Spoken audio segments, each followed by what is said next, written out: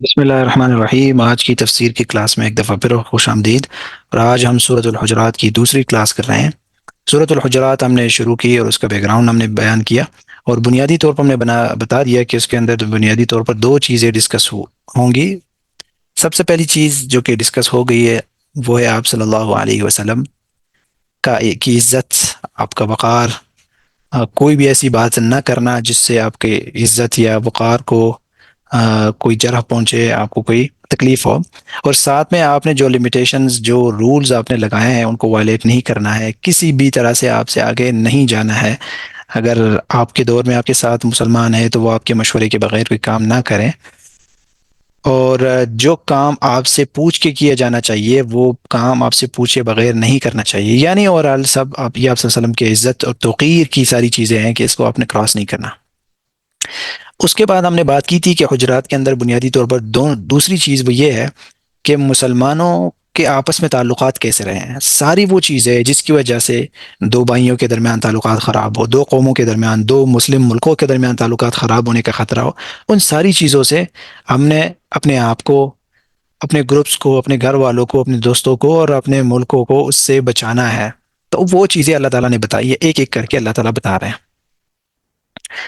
اب یہ جو آیت ہے اس میں پہلی آیت ایسی ہے جو کہ ممکن ہے کہ یہ آگے جا کر مسلمانوں کی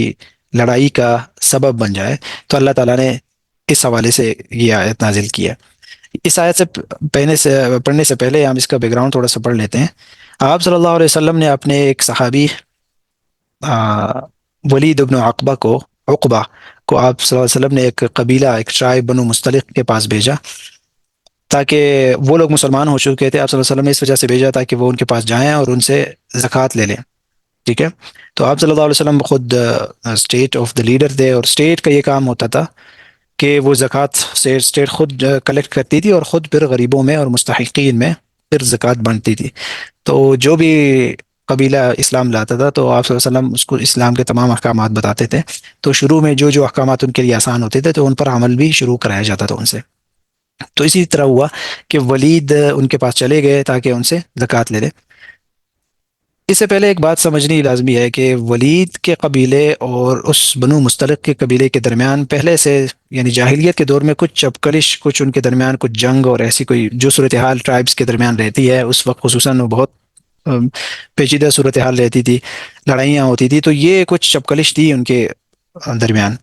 تو ولید کو پہلے سے دل میں یہ کھٹک تھی، یہ خوف تھی کہ کہیں ان کو، وہ اگرچہ مسلمان ہوئے ہیں، اللہ اللہ کے حضور نے سب کچھ ختم کر دیا، لیکن پھر بھی کہیں ایسے جاہلیت والی کوئی غیرت پھر سے کوئی جذبہ کوئی جاگ نہ جائے۔ تو پہلے سے یہ چیز ان کے اندر موجود تھی، ٹھیک ہے۔ تو ولید جیسے ان کے علاقے میں داخل ہوئے، ان کے گاؤں جب قریب آئے، آپ نے دور سے دیکھا کہ لوگ ہیں، کئی سارے لوگ جمع ہیں۔ آپ نے کسی سے پوچھا ہوگا یا کسی نے اسی دوران یا اس سے پہلے بتایا ہوگا کہ یہ لوگ آپ کو مارنے کے لیے نکلے ہیں، یہ آپ کے لیے جو نکلے ہیں یہ آپ کو نقصان پہنچانے کے لیے، آپ کو مارنے کے لیے۔ تو ولید نے یہ کیا کہ کوئی تحقیق نہیں کی، کوئی ریسرچ نہیں کی، اور فوراً آپ حضور کے پاس چلے گئے اور آپ کو بتا دیا کہ یہ لوگ تو زکوٰۃ نہیں دے رہے، بلکہ الٹا یہ مجھے مارنے پہ تلے ہوئے ہیں، قتل کرنے پہ۔ آپ صلی اللہ علیہ وسلم نے کہا یہ کیسے ہو سکتا ہے، یہ لوگ تو مسلمان ہو گئے، کیسے میرے ریپرزنٹیٹیو کو نقصان پہنچائیں گے۔ آپ نے حضرت خالد ابن ولید رضی اللہ تعالیٰ عنہ جو ایک مشہور جرنیل صحابی ہے، آپ نے ان کو بھیجا۔ وہ جب گئے ان سے ملے اور انہوں نے اپنے سارے زکوٰۃ وغیرہ سب کچھ دے دیے، اور جب ولید نے ان سے باہر نکلنے کی وجہ پوچھی، انہوں نے کہا ہم اللہ کے نمائندے کی استقبال کے لیے بھیجے تھے، باہر آئے ہوئے تھے تاکہ ہم اللہ کے رسول کا بھیجا ہوا جو ریپرزنٹیٹیو تھا، ہم ان کا استقبال کر رہے تھے، ان کی عزت کے لیے ہم باہر نکلے تھے۔ تو پھر بعد میں یہ بات کھل گئی اور آپ صلی اللہ علیہ وسلم نے حضرت ولید کو تنبیہ کی کہ آپ کو ایسا نہیں کرنا چاہیے تھا۔ اور اس کے اندر ایک لفظ یوز ہوا ہے فاسق، جب تمہارے پاس فاسق کوئی خبر لے کر آئے تو اس میں تحقیق کر لیا کرو۔ اس پر بعض محققین کہتے ہیں کہ یہ فاسق کا لفظ کس کے لیے یوز ہوا ہے، ایک صحابی کے لیے یوز ہوا ہے، صحابی کے لیے ایک فاسق کا لفظ جو ہے وہ نامناسب ہے۔ تو کچھ لوگ کہتے ہیں کہ اس سے کوئی صحابی جو ہے وہ اس سے بھی انسان ہے، وہ گناہ ہو جاتی ہے لیکن پھر وہ توبہ کر لیتے ہیں، لیکن پھر بھی یہ بات ہے کہ گناہ تو ہو جاتی ہے، لیکن فاسق کا لفظ اس کے لیے، فاسق کا مطلب تو یہ ہے کہ مسلسل کوئی بندہ کوئی گناہ کر رہا ہے، اس کو فاسق کا لفظ۔ تو پھر اس کا حل یہ نکالا گیا کہ یہ جو ولید نے جو بات کی، اصل میں ایک کسی اور شخص نے اس کو یہ بتایا تھا، اس نے کسی اور شخص نے اس ولید کو بتایا تھا کہ چونکہ آپ کے اور ان بنو مستلق کے درمیان زمانہ جاہلیت میں کچھ چپکلش کچھ لڑائیاں تھی، اس وجہ سے یہ آپ کو مارنے کے لیے باہر نکلے ہوئے ہیں۔ یا کسی نے کہا کہ ایک اور روایت ہے کہ شیطان انسان کی صورت میں آیا تھا اور وہ چاہتا یہی تھا کہ مسلمانوں کے درمیان، شیطان کا تو کام یہی ہے مسلمانوں کو آپس میں لڑائیں، تو وہ لڑوانا چاہتا تھا اصل میں۔ تو اللہ کے رسول نے فوراً معاملے کو سنبھالا اور دوسرے صحابی کو بھیجے، تو یہ معاملہ ختم ہوا۔ تو اس سے مراد فاسق وہ شخص ہے جس نے ولید کو بتایا، ورنہ ولید کو تو کچھ نہیں پتا تھا، ٹھیک ہے۔ ولید تو ویسے تو فاسق کا مطلب ہوتا ہے جو قصدن کوئی گناہ کرے، فسق کرے، اور ولید بیچارے کو تو نہیں پتا تھا، وہ تو ایک مس انڈرسٹینڈنگ کا شکار ہوا۔ تو اس آیت میں ہم پڑھیں گے، سب سے پہلے اللہ تعالیٰ فرما رہے ہیں یا ایھا الذین آمنو، یا ایھا اے وہ لوگو، آمنو جنہوں نے ایمان لایا، ان جاءکم اگر تمہارے پاس آئے، ان جا اگر آئے، کم تمہارے پاس، فاسق کوئی فاسق یعنی کوئی گنہگار، بنبأ کوئی بات لے کر آئے، کوئی نیوز لے کر آئے، فتبینوا تو پہلے تم اس میں ریسرچ کرو کہ یہ بات ٹھیک بھی ہے یا نہیں، کوئی فیک نیوز تو نہیں ہے، کوئی اپنے آپ سے بنائی ہوئی بات تو نہیں ہے۔ ان تصیبوا قوما کہیں ایسا نہ ہو کہ تصیبوا تم مصیبت میں ڈالو یا تکلیف دو، قوما کسی قوم کو یعنی لوگوں کو، بجہالت جہالت کی وجہ سے، جہالت کا مطلب یہ ہے کہ نادانی کی وجہ سے، لا علمی کی وجہ سے، ٹھیک ہے، تم ان کو مصیبت میں ڈالو، ان کو تکلیف میں ڈالو، پھر فتصبحوا تم ہو جاؤ، علی ما فعلتم اپنے کیے پر، نادمین شرمندہ، یعنی ایسا نہ ہو کہ تم پھر کسی قوم کو نادانی میں، لا علمی میں نقصان پہنچاؤ، اور پھر اس نقصان کی وجہ سے تم اپنے کیے پر شرمندہ ہو جاؤ کہ یار یہ ہم نے کیا کیا، یہ تو نہیں کرنا چاہیے تھا۔ تو کہیں ایسا نہ ہو، ٹھیک ہے، تو اپنی شرمندگی سے بچنے کے لیے آپ ایسے کریں کہ پہلے اس کے اندر ریسرچ کر لیا کرے، تحقیق کر لیا کرے۔ تو اس میں خصوصاً آج کل کے ہمارے لیے یہ ایک بڑا سبق ہے۔ آج کل جس طرح کی سوشل میڈیا کے ذریعے لوگ فیک نیوز کا بھرمار کر رہے ہیں، اور خصوصاً آج کل آرٹیفیشل انٹیلیجنس میں ہر دوسرا بندہ جس کے پاس موبائل ہے اور کمپیوٹر ہے، وہ گھر میں بیٹھے بیٹھے دنیا کی خطرناک سے خطرناک کوئی ایسی نیوز بنا سکتا ہے کہ اس میں بڑے بڑے ممالک کی آپس میں لڑائیاں ہو سکتی ہے۔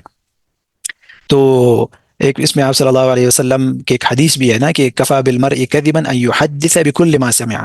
کہ کسی شخص کے لیے کہ جھوٹے ہونے کے لیے اتنا کافی ہے کہ وہ ہر سنی سنائی بات کو آگے شیئر کرے۔ یہ اس کے جھوٹے ہونے، یعنی وہ جھوٹا ہے، اس نے جھوٹ بولا۔ اگر اس نے کوئی بھی ایسی بات شیئر کی کہ اس کی کوئی تحقیق نہیں کی، بس کہیں سے اڑتی ہوئی بات آئی، اس کے کانوں میں لگی اور اس نے آگے شیئر کی، وہ بندہ جھوٹا ہے، اس نے جھوٹ شیئر کیا ہے۔ یہ جو آج کل بڑی جو ہے خوش پوشی میں اور بہت اچھے اچھے الفاظ میں کور کچھ چیزیں ہمارے پاس آتی ہے، اور ہم بڑے کبھی دینی جذبے میں، کبھی جو ہے وہ قومی جذبے میں، کبھی اپنے تعصبی جذبے میں اس کو آگے شیئر کر دیتے ہیں، اور اس سے بڑے بڑے فسادات بنتے ہیں۔ تو اس میں اللہ تعالیٰ نے ہمیں بتایا کہ بھائی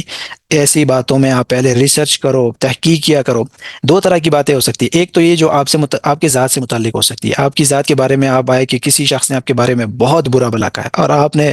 آؤ دیکھا نہ تھا اور جا کے اس کے اوپر ٹوٹ پڑے اور اس کو مارنا شروع کیا، بعد میں تمہیں پتہ چلا کہ یہ تو سب جھوٹ تھا، تو یہ آپ نے اس کو تکلیف دی۔ دوسرا یہ کہ آپ تیسرے شخص کی آپ کے پاس کوئی بات آئی کہ یہ شخص جو ہے اس نے دوسرے فلانے شخص کے بارے میں یہ بات کی، اور آپ نے فوراً وہ بات آگے پہنچا دی، اسی شخص کو پہنچا دی جس کے بارے میں بات کی گئی تھی یا کسی اور شخص کے بارے میں، تو اس سے ایک فساد مچتا ہے۔ تو یہ پہلا آپ اللہ تعالیٰ نے جو ہمیں بتایا وہ نقطہ، جس سے مسلمان کے گروپس یا دو لوگ یا دو گھر آپس میں بڑی لڑائی میں پڑ سکتے ہیں، وہ سب سے زیادہ جو اس زمانے میں خصوصی طور پر بہت زیادہ ریلیونٹ ہے، اور وہ ہے فیک نیوز کا بھرمار۔ کوئی تحقیق نہیں ہے، کوئی وہ نہیں ہے، بس میری مرضی کا مطابق کوئی نیوز آئی، چاہے وہ پوری دنیا کو ہی ہلا کے رکھ دے، میں نے اس کو شیئر کرنا ہے، ہر صورت میں نے اس کو آگے پہنچا دینا ہے۔ تو یہ روش ہمیں ترک کر دینی چاہیے۔ اور پھر آگے اللہ تعالیٰ کہہ رہے وَاعْلَمُوا أَنَّ فِيكُمْ رَسُولَ اللَّهِ، کہ جان لو تمہارے درمیان اللہ کے رسول موجود ہے۔ اللہ کے رسول کی موجودگی کا مطلب یہ ہے، ان فیک، وعلمو پہلے اس کو دیکھ لے، وعلمو کا مطلب ہے جان لو، ان کہ فیکم تم میں ہے، یعنی تمہارے درمیان میں رسول اللہ، اللہ کے رسول ہے، اللہ کے رسول تمہارے درمیان میں ہے۔ اس کا مطلب کیا ہے؟ اس کا مطلب یہ ہے کہ ایک اتھارٹی، ایک سینٹرل اتھارٹی موجود ہے۔ جب سینٹرل اتھارٹی موجود ہے تو کوئی بھی آپ نے کوئی کام کرنا ہے، کوئی بات آپ کے پاس آئی ہے، تو آپ نے کیا کرنا ہے؟ سب سے پہلے آپ نے سینٹرل اتھارٹی کے پاس جا کر ان سے پوچھنا ہے کہ بھائی یہ کام ٹھیک ہے یا نہیں ہے۔ اور دوسری بات یہ ہے، جو کہ پیچھے ایک واقعہ بھی گزرا، وہ جو حضرت ابوبکر اور حضرت عمر رضی اللہ عنہما کے بارے میں تھا، کہ جب وہ قافلہ آیا تو انہوں نے خود سے جو ہے جا کر ان میں ایک لیڈر کو چوز کرنا شروع کیا۔ تو یہاں پہ بتایا جا رہا ہے کہ بھائی یہ کام تھا آپ صلی اللہ علیہ وسلم کا، اور آپ صلی اللہ علیہ وسلم سے مشورہ لیے بغیر آپ کو یہ کام نہیں کرنا چاہیے۔ آپ اللہ کے رسول سے مشورہ لیں کہ ہم یہ کام کریں یا نہ کریں۔ اور دوسری بات یہ ہے کہ سینٹرل اتھارٹی یعنی آپ صلی اللہ علیہ وسلم جب موجود ہو تو وہی آپ کو کوئی مشورہ دیں، کوئی حکم دے، تو پھر آپ اس میں دوسری بات نہ کریں۔ جب انہوں نے کوئی بات بتائی، آپ نے ایز اٹ از من وان اسی پر عمل کرنا ہے۔ کیوں؟ اگر آپ عمل نہیں کریں گے، مثال کے طور پر میرا الگ مشورہ ہے، دوسرے کا الگ مشورہ ہے، تیسرے کا الگ مشورہ ہے، اس کا نقصان کیا ہو سکتا ہے؟ وہ یہ اللہ تعالیٰ اس میں بتا رہے ہیں، لو یطیعکم فی کثیر من الامر لعنتم، اگر اللہ کا حضور تمہاری اطاعت کرے، تمہاری بات مانے، فی کثیر من الامر، بہت سارے کاموں میں، لعنتم، تو تم ہی مصیبت میں پڑ جاؤ۔ ٹھیک ہے، کہ میری ایک رائے ہے، ایک طرح سے میں سوچتا ہوں، دوسرا شخص دوسری طرح سے سوچتا ہے۔ اگر اللہ کے رسول کو کوئی ایک صحابی ایک مشورہ دیتا ہے اور اللہ کا رسول فوراً اس کے مشورے کو لے لیتا ہے، اور دوسرا جو ہے دوسرے قسم کا مشورہ دیتا ہے، تیسرا تیسرے قسم کا مشورہ دیتا ہے، تو یہ بالعموم لوگوں کے لیے مشکلات کا سبب بن رہی ہے۔ تو لہٰذا سینٹرل اتھارٹی اللہ کا رسول وہ ان کے اوپر لازم نہیں ہے کہ آپ کا ہر مشورہ مانیں۔ اور اس میں بنیادی طور پر مشورے کی بات اس وجہ سے آئی، جب دو صحابہ نے ایک کام کیا، ایک لیڈر کو منتخب کرنا چاہا، تو اس میں یہ ٹاپک آ سکتا ہے کہ اللہ کے حضور کی موجودگی میں اگر کوئی صحابی مشورہ دے تو اس کے مشورے کا کیا حکم ہے؟ کیا اللہ کا رسول اس کا مشورہ مان سکتا ہے یا نہیں مان سکتا، یا کیا اس کے اوپر ضروری ہے یا نہیں؟ تو یہ اس کے اندر یہ ڈسکس کیا گیا ہے کہ سب سے پہلی بات یہ ہے کہ مشورہ بالکل مان سکتے ہیں اگر اچھا مشورہ ہو، اس میں اللہ کے رسول کی رضا شامل ہو۔ اللہ کے رسول کی رضا کا مطلب ہے اللہ کی رضا اس کے اندر شامل ہو۔